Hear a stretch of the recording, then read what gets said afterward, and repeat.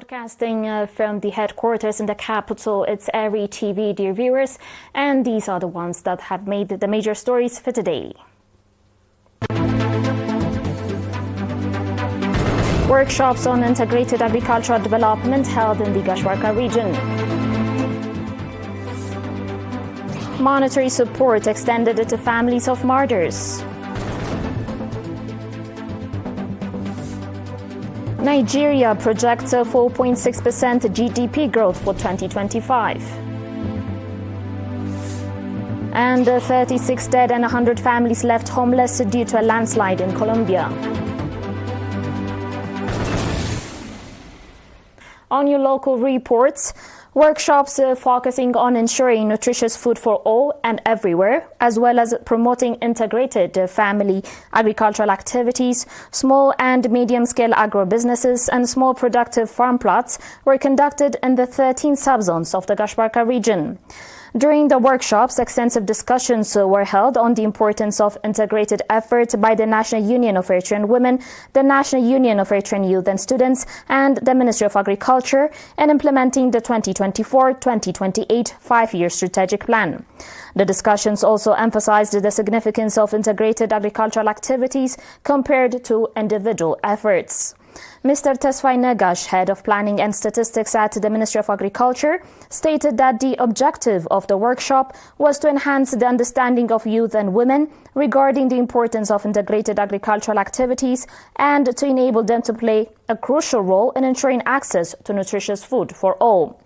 The administrators of the subzone, on their part, called on area administrators and agricultural experts to actively contribute to the successful implementation of integrated agricultural initiatives. The participants engaged in extensive discussions on the issues raised during the workshop and adopted various recommendations.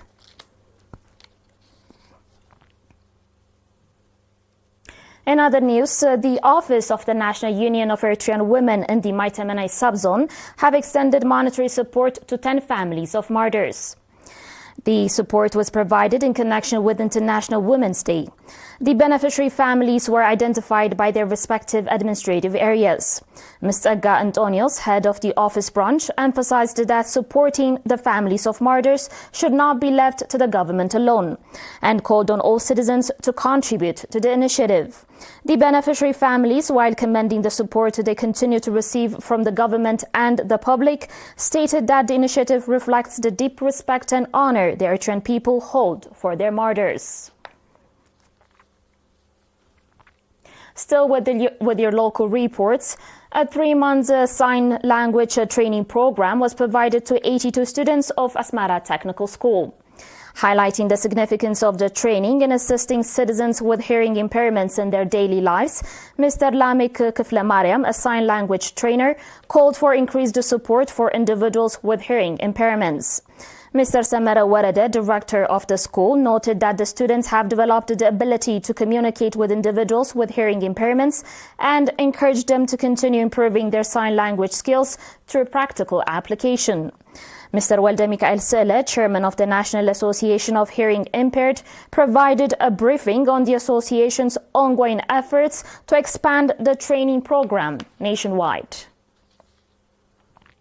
Coming back are your international news, dear viewers. Please stay tuned.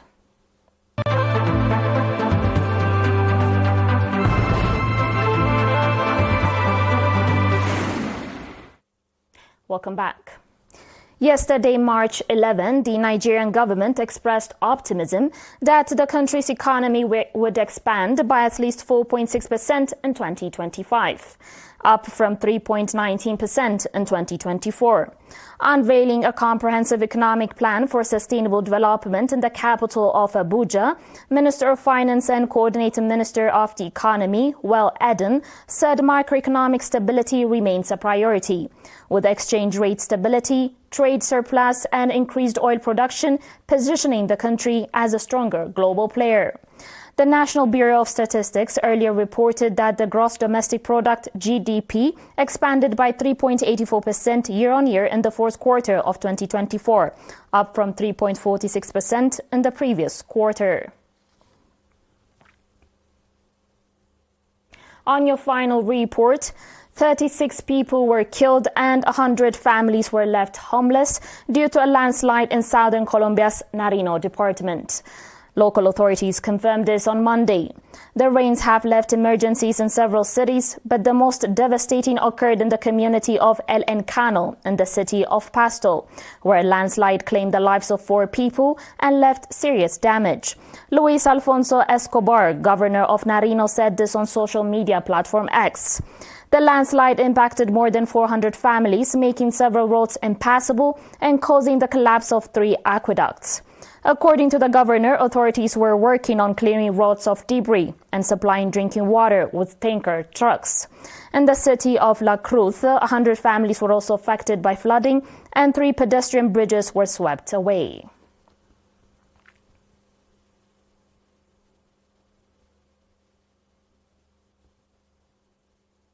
You're still watching us on ERi-TV, dear viewers, and now a quick recap of the major headlines.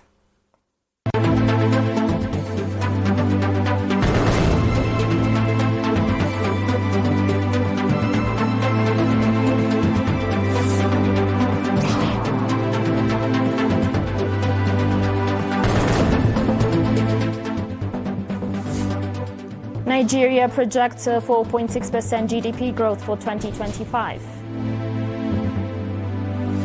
And 36 dead and 100 families left homeless due to a landslide in Colombia. That was it for today, dear viewers. Thanks for watching.